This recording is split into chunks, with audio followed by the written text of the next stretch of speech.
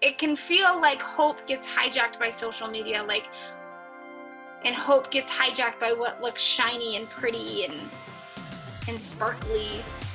And there's a lot of hope in just like letting yourself feel what you feel and be what you are, in a just an honest way.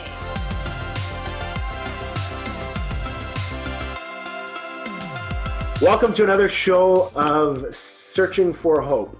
At this point, we're looking for hope in seasons of uncertainty. We're talking to people whose stories intertwine seasons of uncertainty, experiences of hope.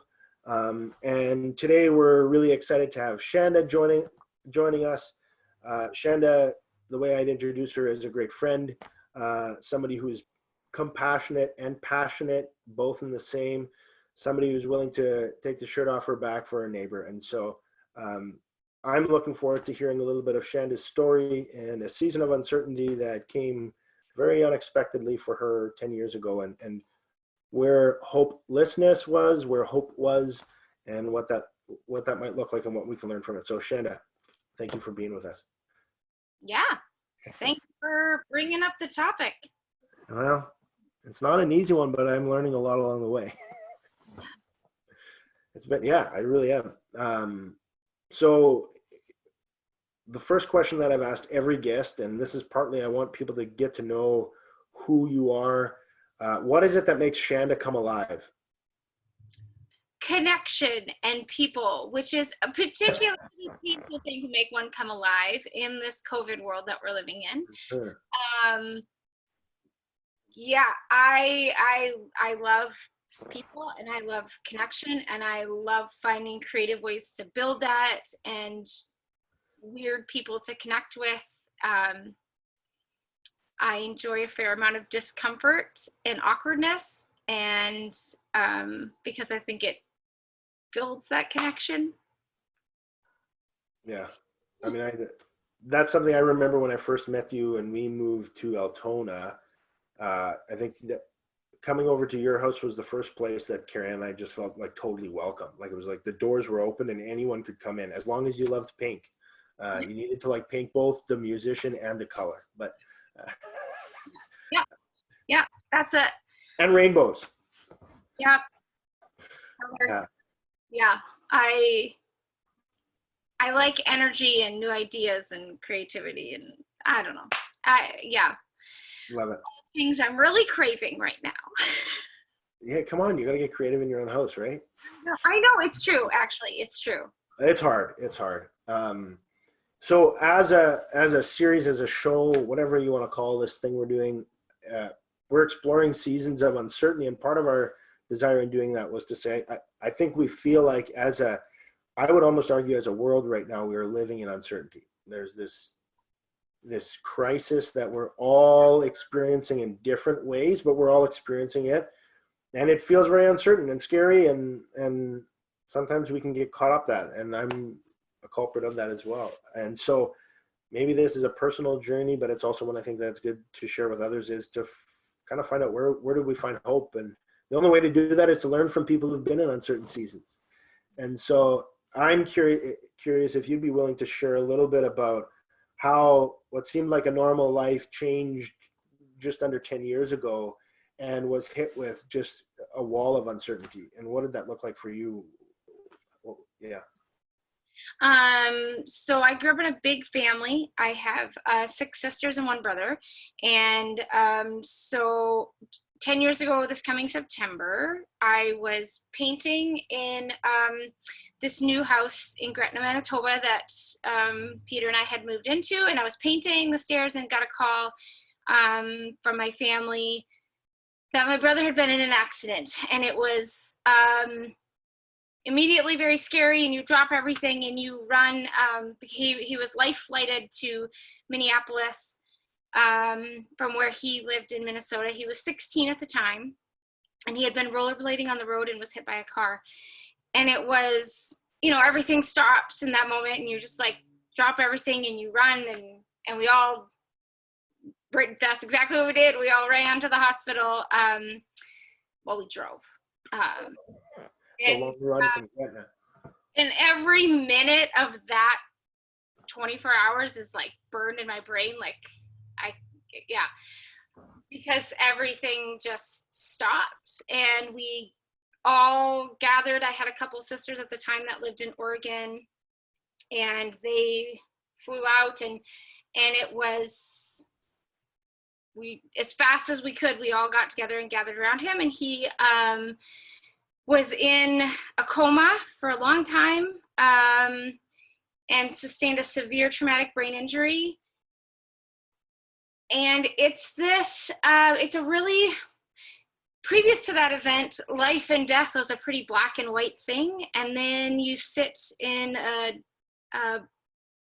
ICU for a long time with a brother who's fighting, and suddenly that line is like blurry, and information is confusing, and we had stopped life as we knew it, and we all stayed in Minneapolis for weeks and weeks and weeks waiting, and in those, like, we were with Landon, his name is Landon, around the clock,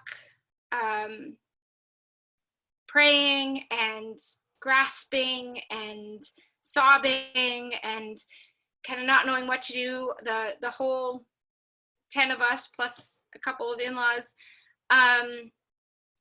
and in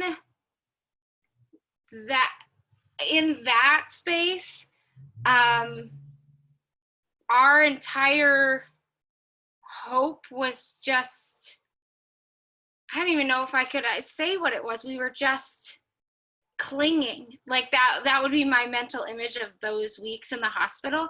And we grew up in a rural community that just absolutely surrounded our family and took care of every logistical need we could have.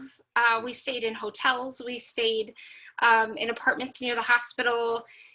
We all had our own homes back home that got taken care of. And so we could just cling to each other and cling to Landon and cling to faith and cling to, we didn't even know what, I don't think. It was, honestly, at the time, like, we were a very tight Christian family, and so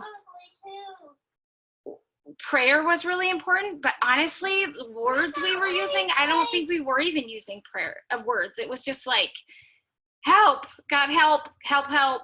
And then just receiving this like wealth of generosity from these people around us who loved us and who knew that our kind of our only tangible hope in those moments was the love that was pouring in around us. Yeah, so we, and what we were, I think, holding on to was this idea that he would get better. And, you know, hearing all these people would share stories, all these stories about, which everyone who's been through anything hard knows, then you hear everyone's stories of a time they went through something like that. So we heard all these stories about people waking up from comas, and it just wasn't happening for Landon, and didn't really ever. He has regained, he made gains, and he's still here. Hold on. He's not letting me play. Hey, Ollie. Bru's not letting him play. Games. Can we take turns? I'm talking to Paul right now, and we're recording. Yeah, so if you guys could go outside and You're play. in my movie, Ollie, now. You're in my movie. Rue's not saying, Mom. Okay, pause. Yeah, that's it.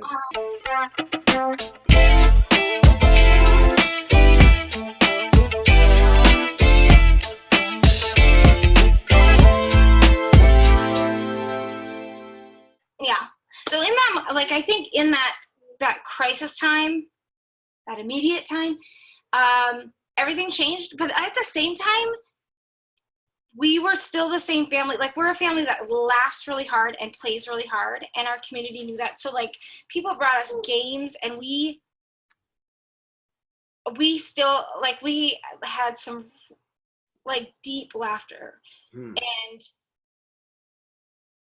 I have since, so at the time I was doing my master's in social work at the University of North Dakota, and put that on hold after the accident so I could be with my family, and eventually picked it back up and did a thesis on family resilience born out of this experience, and didn't realize at the time, but resilience shines through in several key areas, one of which is laughing really hard.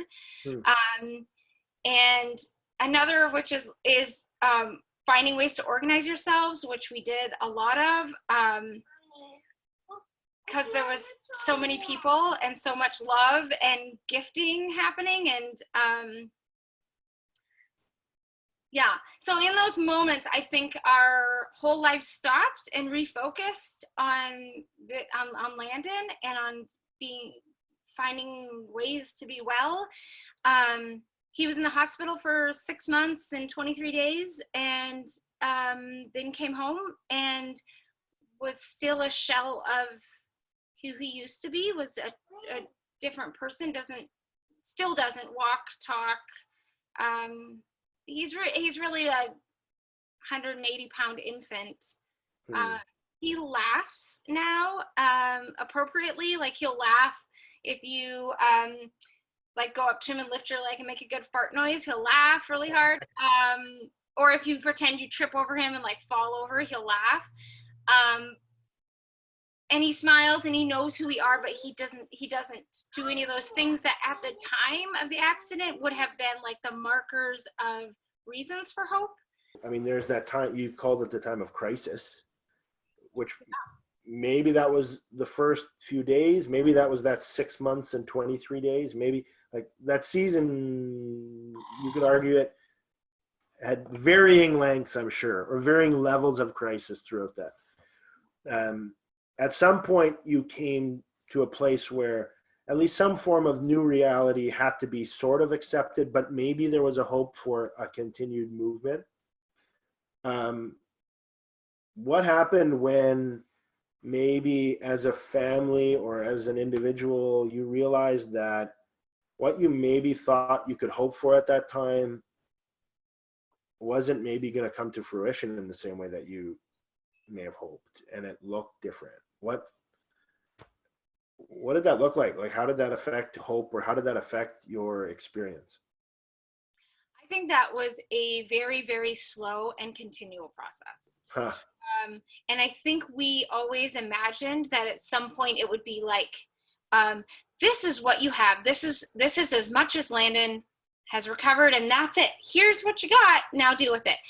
And there was never that, because brain injury is particularly painful because it progresses. The healing is so slow, and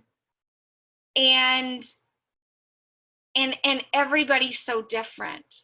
So, and nobody quite knows. Like, we've got this great ability to save people who've been hit by a car, but we don't have a great ability to actually know what the recovery process is going to look like. We just don't. Like, brains are complicated. And so, and I think it's also complicated by the fact that everybody is traveling along that hope journey differently. Like,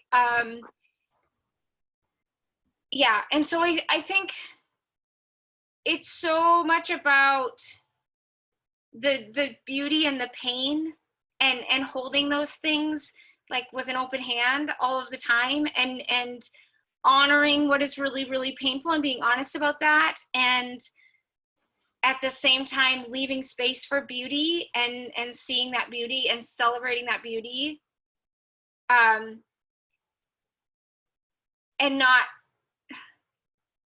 not losing that beauty because it isn't the beauty you hoped for. Because if in the ICU at, a month after the accident, if I could have seen where Landon is now, I would have been devastated. Because that was not like, this was not the recovery that I was willing to make space for, because he's not who he was, and he would hate the life that he's living right now. He would not, he would not want that. To be clear, he has a good life. He lives with my parents. We make lots of fart jokes. He is a very happy kid, as much as he can be. But the Landon who I knew would look at this and be like, no way. But that's not that it didn't go from ICU to what we have now. There were steps along the way, and there was all kinds of space and fighting, and honestly part of it was finding new things to fight for, and tapping into other people's strength. Like there were times, lots of times, especially in that first 6 months when we were in the hospital, my mom was a mess.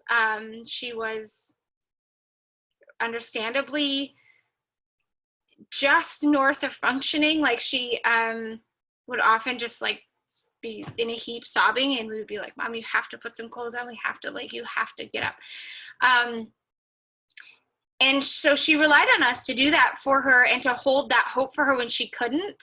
And we've all had to do that for each other. Like there's been times where I need to do that, where I just need to like wallow in the darkness of it and just be like, this is awful, and I hate this, and I hate that this exists. And there are others that then carry the light and carry the hope, and so I think it's this thing of like the holding onto that beauty and that pain, and holding them with an open hand, knowing that they are fluid, and that I can do hard things, and I know I can do hard things, but that doesn't mean that I don't get to sometimes just sob, because it's hard. It is hard. Yeah, and I also think leaving space because there were times where my sisters were in a really, really silly space, and I distinctly remember one time Landon was still in the ICU, and it was late at night, and we all slept in one room for like a month, and my mom was sleeping in the bed next to me, and she was just sobbing, and I was sleeping. And then in the living room, it was a pretty small little hotelish apartment thing we were staying in. My sisters were in the other room playing Just Dance and like laughing hysterically. And I just remember laying there being like waffling between being really annoyed with them and being really like, this is holy space. Like, this is beautiful and awful, and everything was, I mean, it was in the first couple of weeks there, but just feeling some sense of like, this is where, I don't know, this is some good, capital G good, that Mom is sobbing and they're having a good laugh. Like that's how you get through this stuff, is holding both, even though it feels contradictory. Wow. Wow, that's a lot. Yeah, it was. And I don't know how you get to the place where we are now, where like Landon is who he is. I don't know, and we still sob about it. It's not like it goes away. But you've also done some incredibly... And cancels out the hope. That's the thing, is the devastation doesn't cancel out that there's hope. Like you can feel those things both. Well, and clearly, like, I think of some of the creative things even your dad's done with Landons Rink. This incredible rink. Tell me a little, like, isn't it like a outdoor pond hockey rink for the community even? Correct me if I'm wrong. Yeah. So Landon was a hockey player, and he was training for hockey when he was hit. And so my dad, a couple years after the accident, started building a rink behind their barn, just in their backyard, just started flooding this little pond area and built a little homemade Zamboni. And it has grown. So now he has like a sledding hill and a skating area and a broom ball area. and it is, yeah, it's Lando Rink. They have accumulated like 100 pair of skates. They've got a skate sharpener. They've got a sign, but it's all just, I mean, he hung up Christmas lights. It is his love work like that. He just pours everything into this because that's how he's grieving. Us sisters will sit around and talk about Landon and cry together, and he just gets like weird and leaves. And what he does is goes and builds an ice rink as a way of, it's almost like he needs hope to be part of the grieving. He can't, he needs it to be something that he can give. But yeah, so he has built this amazing rink. And when I'm at home in Minnesota in winter, I'll just be doing dishes, and some, two random cars drive right past the house and drive out to the barn. And I'm like, what is going on? And like, I don't know, must be using the rink. And just random strangers will pull in and be like, someone told us there's a rink back here. Yeah. That's so cool. That's so cool. I mean, in some ways, that's an example how sometimes creativity in these seasons of devastation, hurt, whatever it is, I mean, in some ways, taking that creativity maybe is what breathes our own hope into us. Like it sounds like for your dad, even though you can't communicate it. And some of us can't. Some of us can't communicate that. Like, how do we get there? But the needing to do and the needing to find something beautiful is proof that they needed something else now. They needed something to look for hope. Yeah. Huh. Yeah. And it's the cool thing about pain and is that it breathes life into these creative ideas, and it's also this testament to me of like how different people breathe out hope in different ways, and like we have to leave space for people to do that, because it can be hard. Yeah. Yep. You do something that's hard in a way that you don't particularly like. Not everybody who wants to do something like build a rink. Yeah. People need to just sit in it and need that. Yeah, that's fair. Mm-hmm. I'm curious, how do you feel like you went on to do your master's, and like you said, you did your thesis, which kind of connected to your experience and resilience. And now you work as a school psychologist, if I'm correct, or school counselor maybe is a better word for it.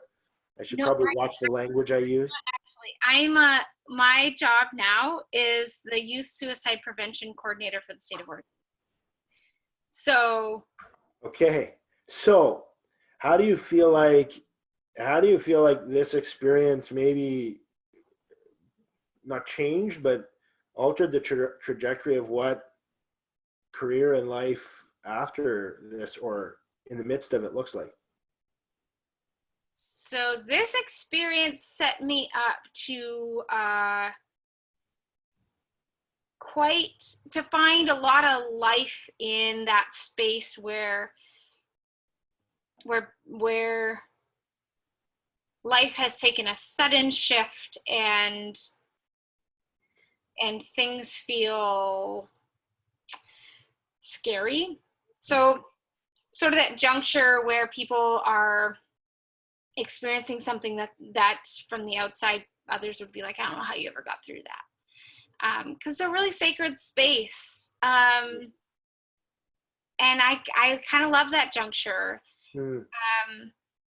because I to be honest, I've kind of always liked discomfort, like awkward things, and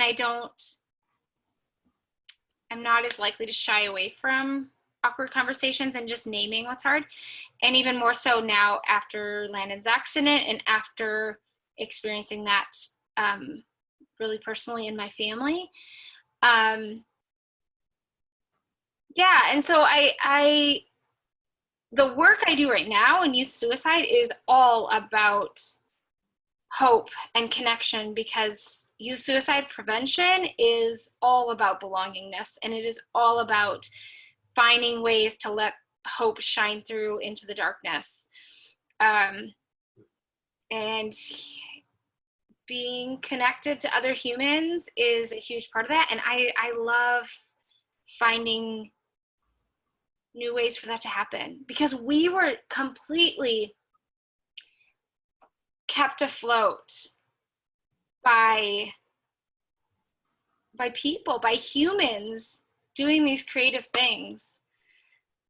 I could spend hours talking about all the different things that people did that I wouldn't have even, I don't even know how they thought of to do them, and they just did.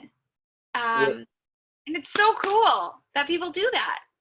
Which is the hope when you didn't know where the hope was. Right. Like you probably couldn't pinpoint the hope. There was no hope. No. It was terrifying.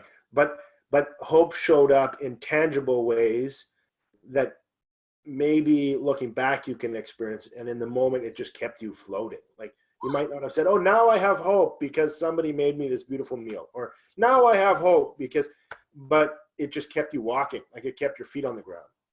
Right. And it kept, like, yeah, people would send us a box of things that would be like all the deodorant and toothpaste that we needed. And we would, not only would that like mean we didn't need to go to the store, we would also like have a really good laugh about, this is hilarious. This person sent us a box of toothpaste and deodorant and we all really do stink. So this is great, And it was like, we don't need to spend the energy to go out and buy these things now. And we don't stink so bad. And we had a really good laugh. And how did that person know that that's what we needed? I don't know. But yeah, there's huge hope in that. We're not in this alone. We're connected to other people. Like, that's huge. So does that then help you empathize, or does that maybe give you creativity in the work that you do now? Like, does that help you in finding? Yeah. I think I was I feel very honored to have grown up in strong community and in a strong family environment. And we disagree and we fight and all that jazz. And the community I grew up in, like I disagree with some of this, ideas, and like I have fights with people I grew up with, but it is a strong sense of community. And I feel like I grew up in that, and that was so shaped who I am, and through the accident and through life. And I feel this obligation, sounds like not a very fun word for it, but like this obligation to extend that.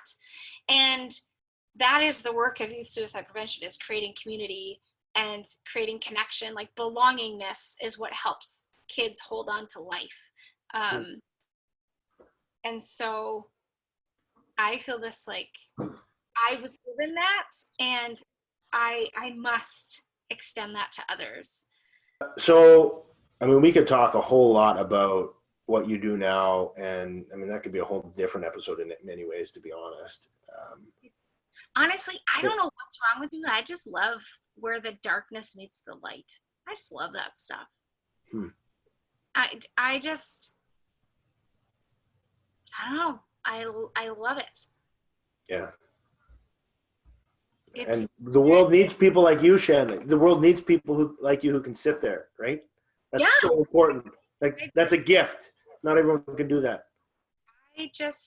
And I mean, I think going through the accident, I experienced other people sitting in it where it was like we're genuinely human beings who like full on still, I think about them and I get tearful, and they just held that space so beautifully that I was like, that's what I want to do that. I want to hold that space. 'Cause it is amazing when someone holds that space for you. You know it. Like we've all experienced those people, and it's like amazing. That's awesome. The last questions that I'd like to ask are pretty simple. It's one, if you could choose how people remember Shanda, what would that be? Like, beyond Shanda, your work, beyond all the things you've accomplished, who is it that Shanda wants to be remembered as? I mean, I would like to be remembered as someone who made people feel connected and welcome. Like I hesitate only because I feel like I don't know. I like question myself. Like, I don't know if I really do that. Like, maybe I should say something like, She had a lot of pink accessories, because I know I can meet that. But what I think realistically, I safe and welcomed, and I'm not sure that I've demonstrated this in this interview, but I also would like to be known for like making people laugh really hard, but with some purpose to it.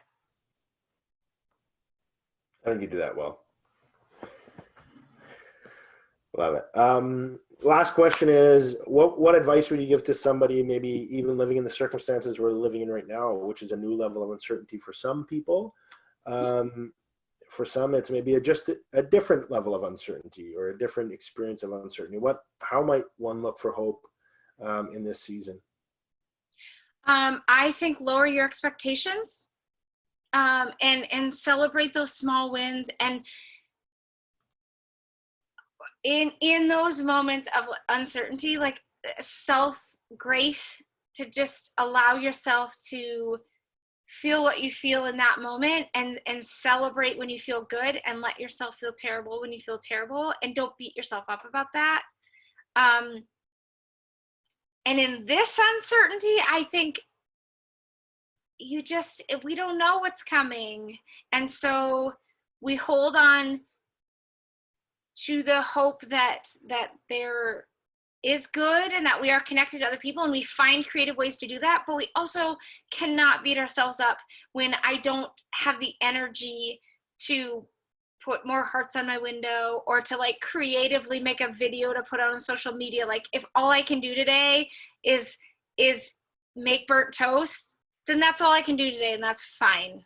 And I think that is good, to just hold those expectations really low, because we can't be beating ourselves up. And I think it's hard not to. And it can feel like hope gets hijacked by social media, and hope gets hijacked by what looks shiny and pretty and sparkly. And there's a lot of hope in just like letting yourself feel what you feel and be what you are, in a just an honest way. Does that make sense? Makes a lot of sense. I think it's powerful words to live by, and especially for a season like this. Yeah. Well, Shanda, thank you. I mean, we could talk for a lot more, but I appreciate you joining us. This has been really a pleasure. Thanks for watching today's episode. We hope you enjoyed it. We're going to have weekly episodes every Monday night at 7 p.m. Central Time. We'll be releasing a new episode. If you like the video, hit subscribe. Feel free to comment if you have something to say. We'd love to hear from you. If you have a story of hope that you think would be worth sharing, let us know. Our email is in our About section on our YouTube channel. We'll see you next week.